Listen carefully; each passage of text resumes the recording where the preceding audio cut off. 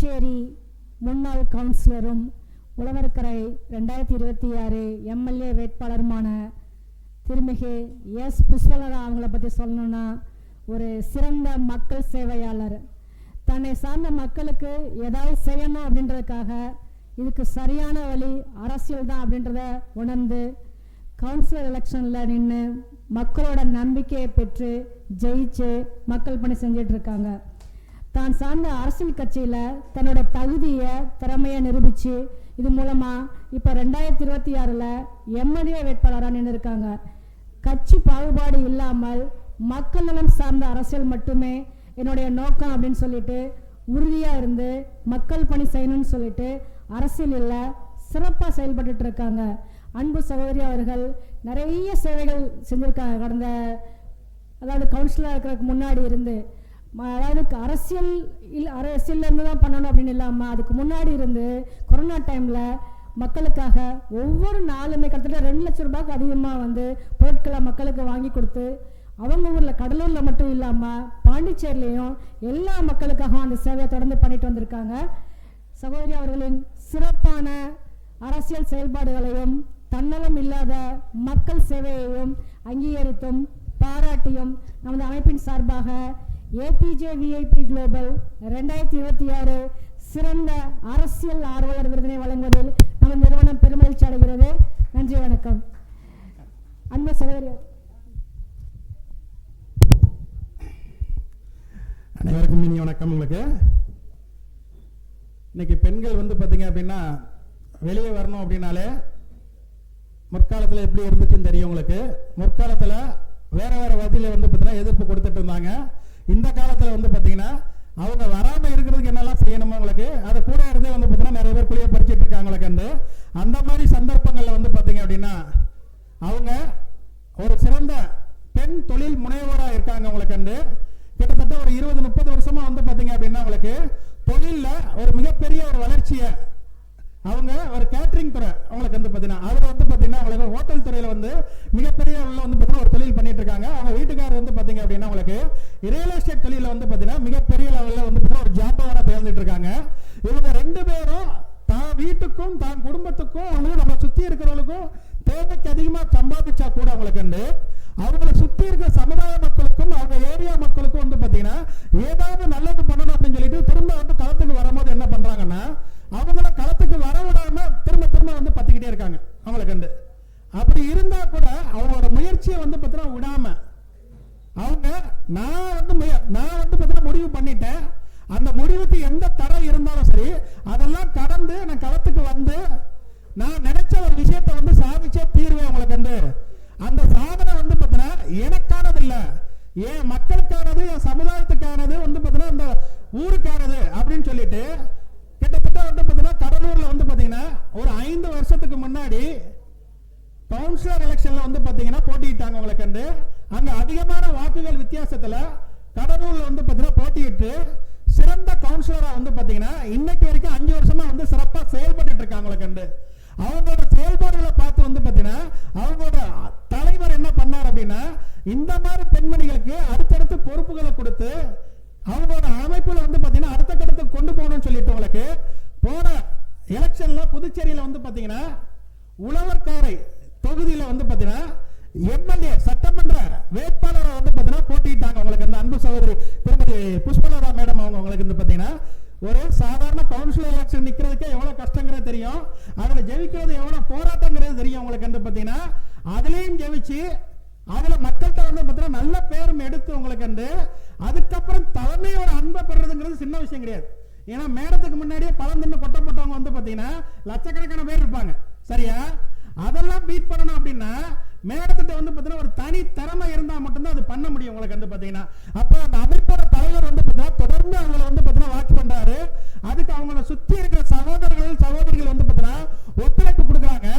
அவங்களோட பக்கபலத்தோட பார்த்தீங்க அப்படின்னா இன்னைக்கு உழவர்கரை தொகுதியில ஏகப்பட்ட வேட்பாளர்கள் பார்த்தீங்கன்னா அவங்களோட சீரியல் எல்லாம் பார்த்தீங்கன்னா சீட்டு கேட்டா கூட சகோதரியோட பார்த்தீங்கன்னா தன்னலமற்ற சேவையை பார்த்தீங்கன்னா அங்கீகாரம் பண்ணி நீங்க இந்த வட்டம் கண்டிப்பா நில்லுங்கம்மா, கண்டிப்பா பார்த்தீங்கன்னா அந்த தொகுதிக்கும் அந்த மக்களுக்கும் பார்த்தீங்கன்னா அந்த யூனியன் பிரதேசத்துக்கு நல்லது நடக்கும்னு சொல்லிட்டு அவங்களுக்கு நீங்க சீட்டை கொடுத்து ஒரு சட்டமன்ற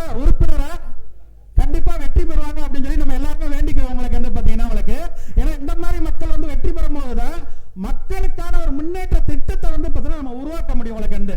ஏன்னா அவங்க தலைவர் வந்து ரொம்ப ரொம்ப தெளிவான ஒரு சிந்தனைவாதி. உங்களுக்கு வருங்காலத்தை நினைச்சு நிகழ்காலத்தை வந்து பாத்தீங்கன்னா கரெக்டா வடிவமைக்கக்கூடிய வந்து பாத்தீங்கன்னா ஒரு மிகச்சிறந்த வந்து பாத்தீங்கன்னா ஒரு போராளி உங்களுக்கு வந்து பாத்தீங்க அப்படின்னா. அவருக்கு வந்து பாத்தீங்கன்னா முத வந்து பாத்தீங்கன்னா எம்பியா இருக்கும் போது உங்களுக்கு வந்து சென்னையில வச்சு அவருக்கு இந்தியாவின் சிறந்த தலைவர் விருது வந்து பாத்தீங்கன்னா நம்ம அமைப்பு கொடுத்தோம். திருமாவளவன் எம்பி உங்களுக்கு வந்து பாத்தீங்கன்னா நம்ம அந்த விருதை கொடுத்தவங்களுக்கு வந்து அவரோட அன்பு சகோதரரும் அவரோட வலது கரமா செயல்படுற திரு விழுப்புரம் தொகுதியோட எம்பி திரு மாண்புமிகு ரவிக்குமார் எம்பி சாருக்கு வந்து சிறந்த நாடாளுமன்ற உறுப்பினர் விருது நம்ம தான் கொடுத்தவங்களுக்கு வந்து. அதுக்கப்புறம் வந்து பாத்தீங்கன்னா ஆலூர் ஷா நவாஸ் நம்ம வந்து பாத்தீங்கன்னா சுல்தானா பர்வீன் மாதிரியே வந்து பாத்தீங்கன்னா அவரும் மிகச்சிறந்த வந்து பாத்தீங்கன்னா ஒரு பேச்சாளர், சமூக சிந்தனையாளர், சமூக செயல்பாட்டாளர். என்ன சொன்னாலும் அவருக்கு தகும் உங்களுக்கு வந்து பாத்தீங்கன்னா எப்படி வந்து பாத்தீங்கன்னா வந்து ஒரு பெண்களோட வாய்ஸை வந்து அந்த அளவுக்கு விரும்புறோமோ அதோட அதிகமான வந்து பாத்தீங்கன்னா பயனாளிகளை கொண்டவர் வந்து பாத்தீங்கன்னா அவர் வந்து பாத்தீங்கன்னா அவருக்கு நாகப்பட்டினத்தில் வச்சு வந்து பாத்தீங்கன்னா சிறந்த சட்டமன்ற உறுப்பினர் விருது வந்து நம்ம அமைப்பு சார்பா வந்து நம்ம கொடுத்தவங்களுக்கு வந்து.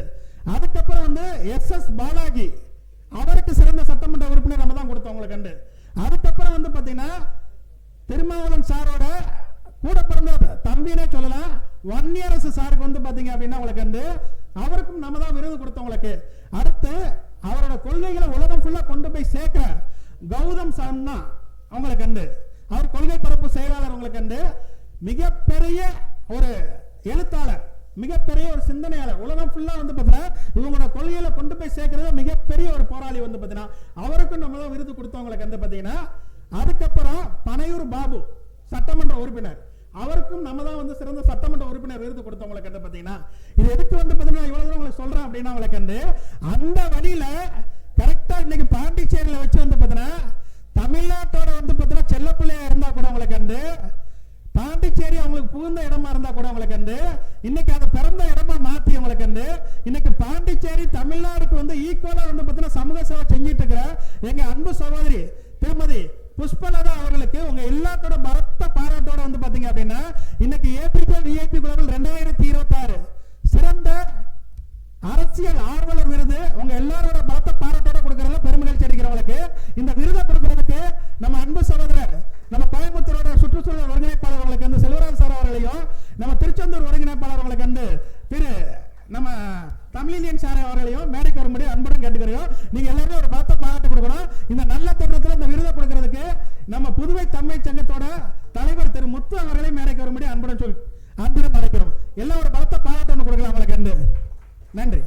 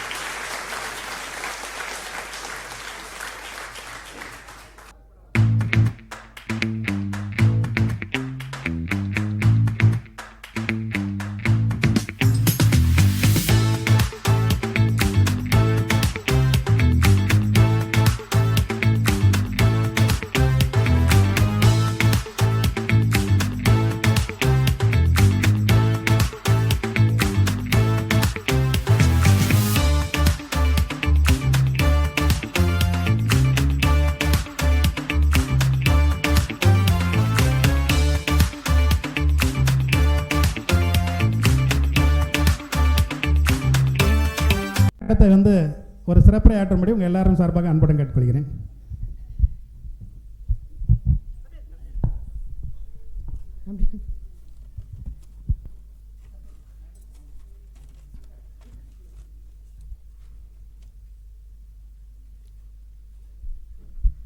அனைவருக்கும் வணக்கம்.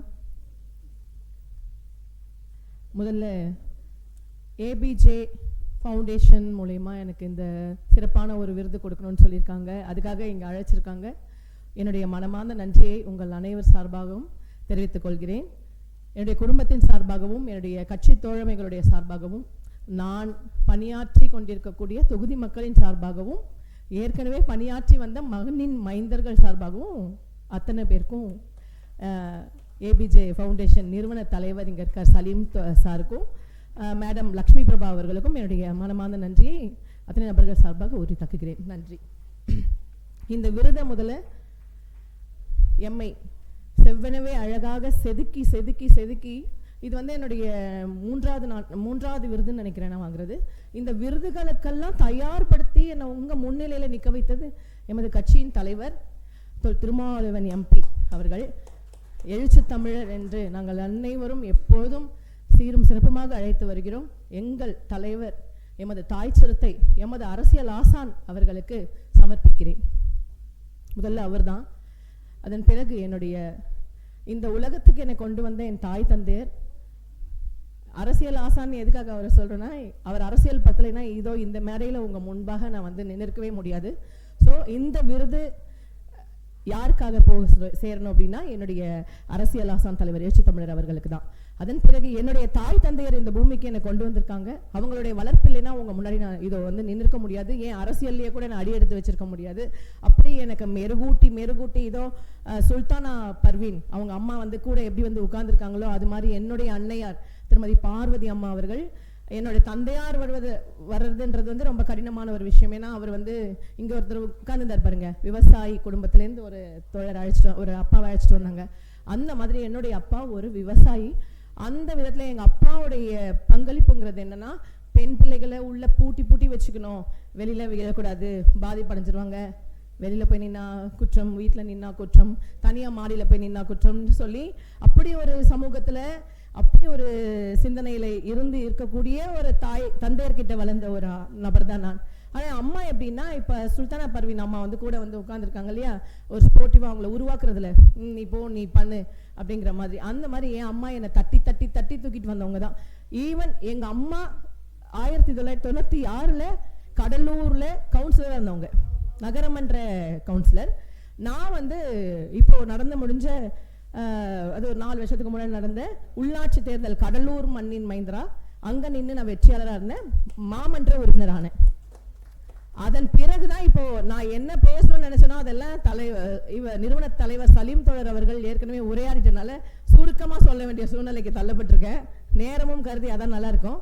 அதாவது 4 வருடத்துக்கு முன்பாக கடலூர் மண்ணின் மைந்தர் நானே, அங்கதான் பிறந்து வளர்ந்தது எல்லாம். அதன் சார்பாக எமது கட்சி தலைவர் அவர்கள் எனக்கு கொடுத்த வாய்ப்புல ஒரு மாமன்ற உறுப்பினரா நான் உருவாக்கினார்கள். நின்று வெற்றியாளரா ஒரு பொது தொகுதியில நின்று வின் பண்ணோம்.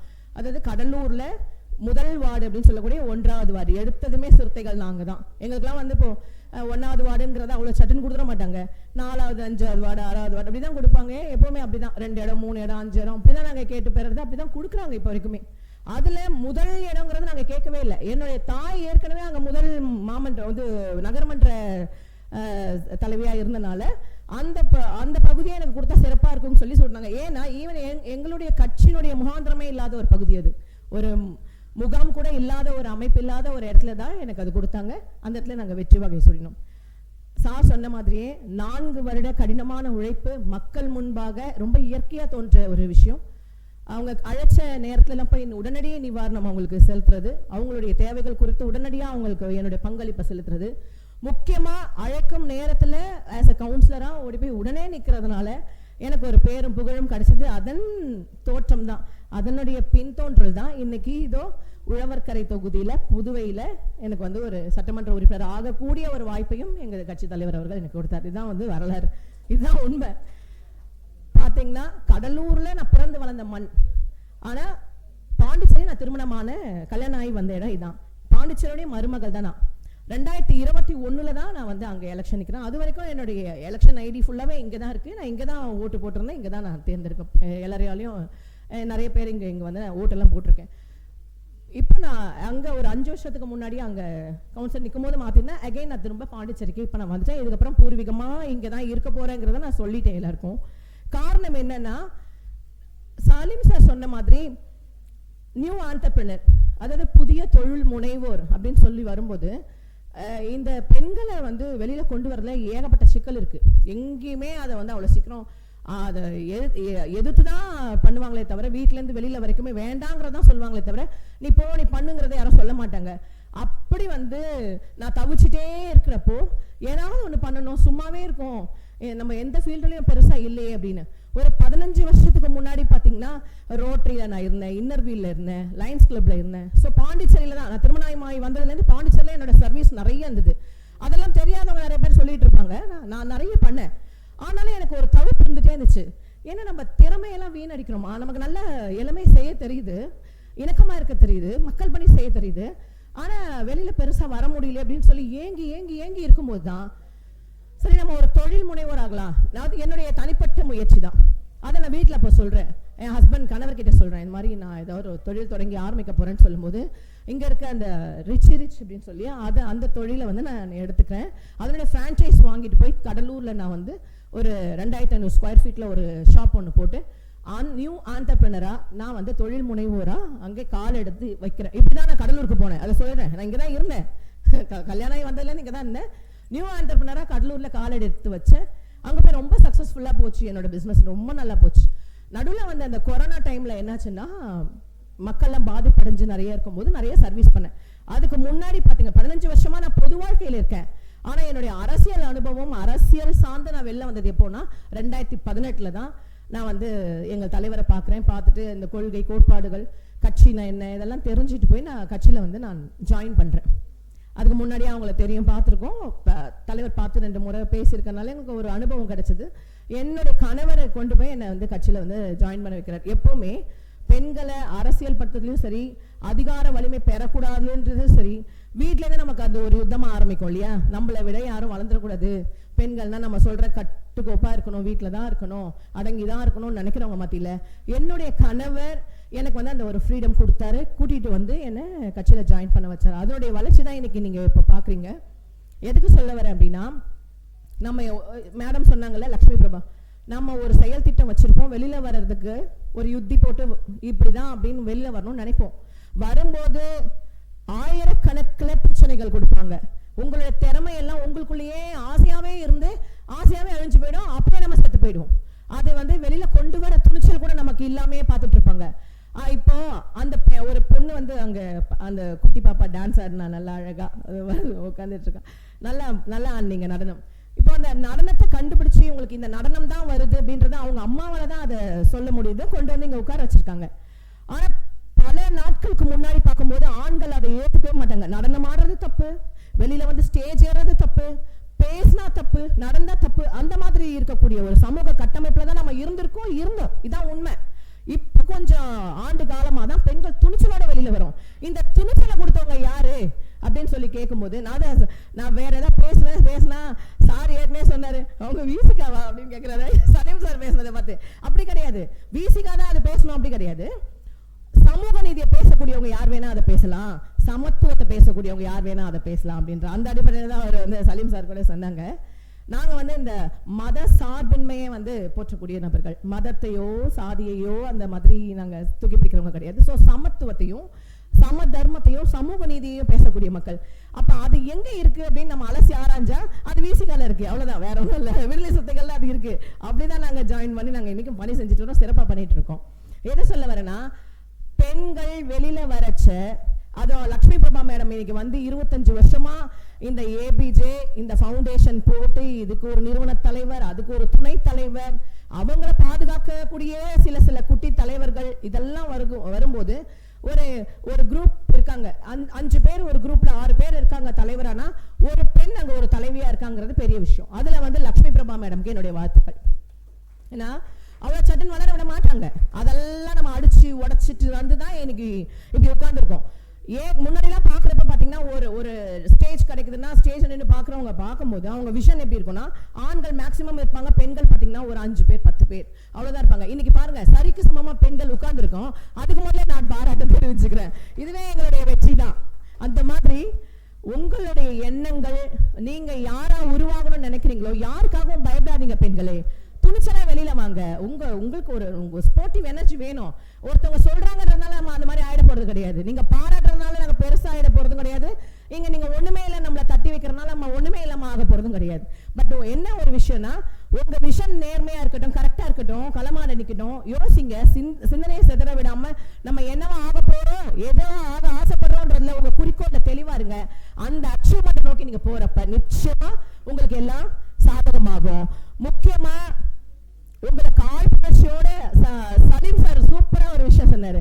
உங்களை யாரெல்லாம் நோவடிக்கிறாங்களோ, கஷ்டப்படுத்துறாங்களோ, உங்களை அவமரியாதை பண்றாங்களோ, அடக்கணும்னு நினைக்கிறாங்களோ, வாங்க தேங்க்யூ, அவமரியாதை பண்றாங்களோ, அடக்கணும்னு நினைக்கிறாங்களோ, அவங்கள பக்கத்திலே வச்சுக்கோங்க, வெளியில விட்டுறாதீங்க.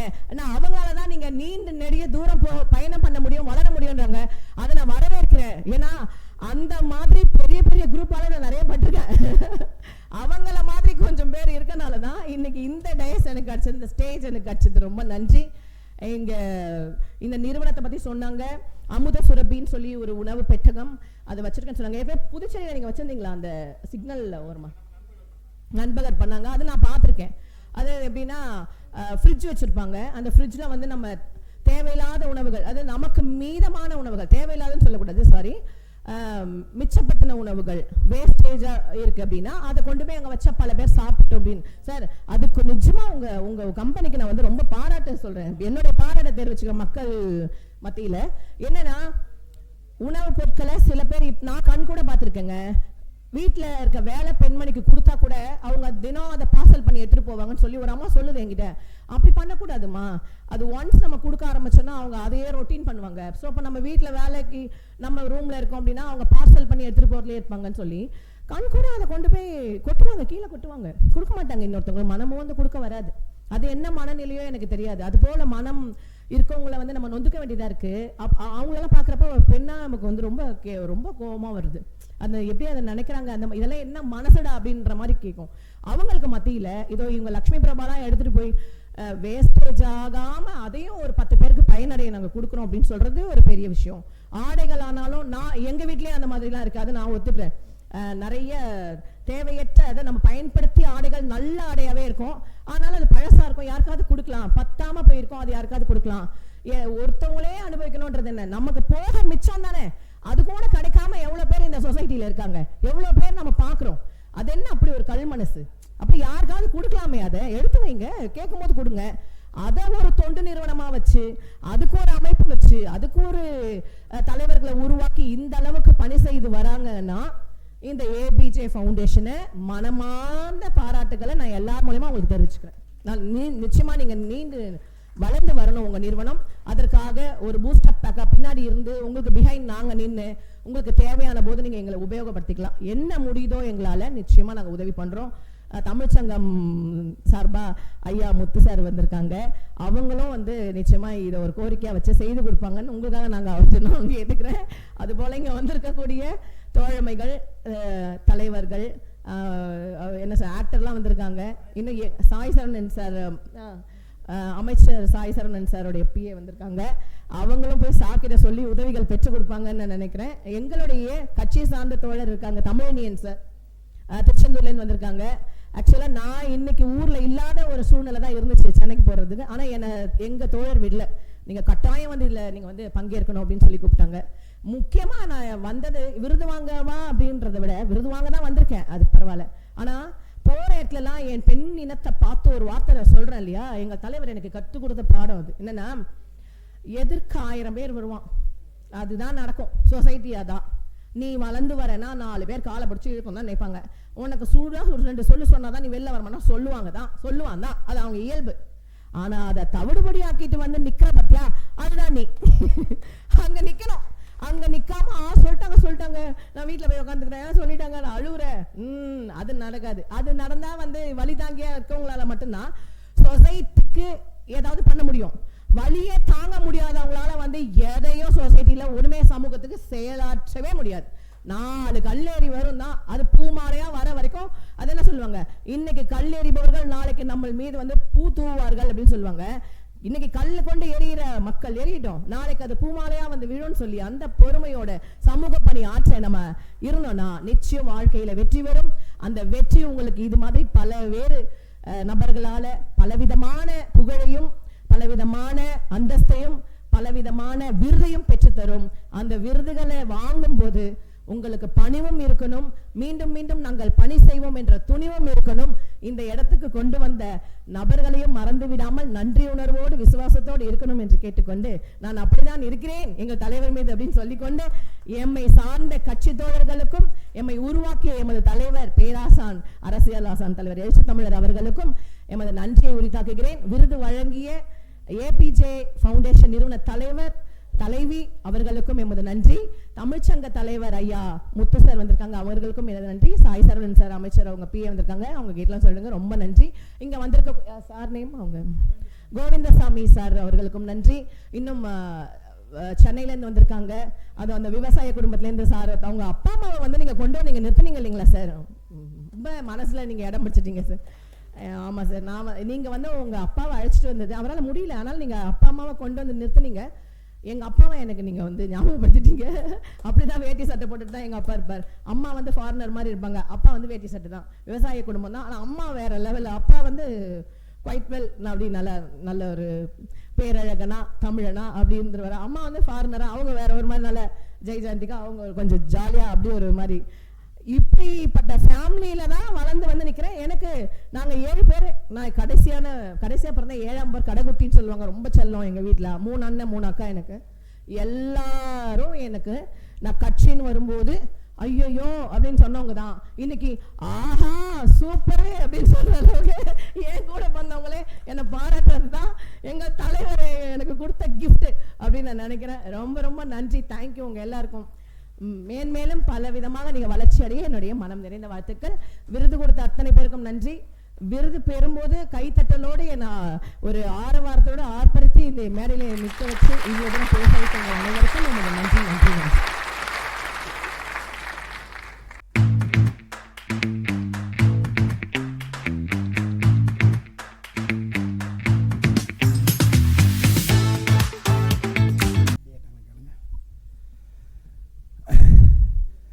அதாவது சுல்தானா பர்வீன் வந்து பார்த்தீங்கன்னா வந்து அவங்க அடுத்த ஃபங்க்ஷனுக்கு கிளம்புறேன்னாங்க. நம்ம எல்லாருமே கொஞ்சம் வருத்தப்பட்டிருப்போம். அந்த குறையை வந்து பார்த்தீங்கன்னா நம்ம புஷ்பலதா வருங்கால எம்எல்ஏ வந்து தீர்த்துட்டாங்கன்னு நினைக்கிறேன். அவங்களை கண்டு மைக்கை கொடுத்த உடனே வந்து பார்த்தீங்கன்னா கொஞ்சம் எல்லாருமே கொஞ்சம் பயந்துருப்பாங்க. உங்களை கண்டு மைக்கே இல்லாமல் பேசக்கூடிய வந்து பார்த்தீங்கன்னா ஒரு முக்கியமான நபர். உங்களை கண்டு கரெக்டான ஆளுக்கு தான் ஒரு 2 நிமிஷம் மேடம் உங்களை பற்றி தான் பேசிகிட்டு இருக்கேன். மைக்கே இல்லாமல் வந்து பார்த்தீங்க அப்படின்னா உங்களுக்கு வந்து ரொம்ப சிறப்பாக வந்து பேசக்கூடிய நண்பர். உங்களுக்கு வந்து 2வது கரெக்டான நபரை வந்து தேர்ந்தெடுத்து தான் வந்து அவங்க தலைவர் வந்து பார்த்தீங்கன்னா எம்எல்ஏ கேண்டிடேட்டாக வந்து பார்த்தீங்கன்னா நியமிச்சிருக்காங்க. உங்களுக்கு வந்து அதுக்கு முதல்ல வந்து பார்த்தீங்கன்னா அவங்களுக்கு வாழ்த்து சொல்லணும். உங்களுக்கு வந்து 2வது முக்கியமான விஷயம் வந்து பார்த்தீங்கன்னா நம்ம புதுவை தமிழ் சங்கத்தோட தலைவர் வந்து பார்த்தீங்கன்னா முத்து சார் வந்து மேலிட்ட ஒரு தகவல் கேட்டதாக சொன்னாங்க. உங்களுக்கு வந்து அவங்க விசிகாவை பற்றியே நிறைய பேசுகிறாங்க. அவங்களுக்கு விசிகாவில் வந்து பார்த்தீங்கன்னா பொறுப்பில் இருக்காங்களா, விசிகா சப்போர்ட்டரா அப்படின்னு. நம்ம ஏபிஜே உணவு வங்கியை பொறுத்த வரைக்கும் வந்து ஒரு விஷயத்தை தெளிவாக சொல்லிக்கிறோம். உங்களுக்கு உலகம் ஃபுல்லாக வந்து பார்த்தீங்கன்னா அன்பு, அமைதி, மனிதநேயம், சமூக நல்லிணக்கம், சகோதரத்துவம், இதுக்கு யாரெல்லாம் வந்து பார்த்தீங்கன்னா துணையா நிற்கிறாங்களோ, எந்த அமைப்புகள்லாம் வந்து பார்த்தீங்கன்னா வந்து களத்தில் இறங்கி போராடுறாங்களோ, எந்த இயக்கங்கள்லாம் வந்து பார்த்தீங்கன்னா வந்து உலகம் ஃபுல்லாக செயல்படுறாங்களோ, அவங்க கூட இணைந்து செயல்படுறதுக்கு நம்ம ஏபிஜே டைனமிக் ஃபவுண்டேஷன் வந்து பார்த்தீங்கன்னா என்னைக்குமே வந்து பார்த்தீங்கன்னா 100% வந்து பார்த்தீங்கன்னா உறுதுணையாக இருப்போம். உங்களுக்கு வந்து எங்களுக்கு வந்து பார்த்தீங்கன்னா ஜாதி, மதம், இனம், மொழி, எல்லை எந்த பாகுபாடுமே கிடையாது. உங்களுக்கு வந்து ஆண்கள் பெண்கள் அப்படின்னு சொல்லி எந்த பாகுபாடையும் நாங்கள் வந்து பார்க்கறது கிடையாது. உங்களுக்கு வந்து இந்த நல்ல தருணத்தில் வந்து பார்த்தீங்க அப்படின்னா ஐயாக்கு மேடத்துக்கு நம்ம சொல்லிட்டு இருக்க மெயின் விஷயமே என்ன அப்படின்னா, யார் நல்ல விஷயத்துக்கு வந்து பார்த்தீங்கன்னா களத்தில் இறங்கி போராடினாலும் சரி, அவங்க கூட இறங்கி அதுக்கு சப்போர்ட்டிவா இருந்து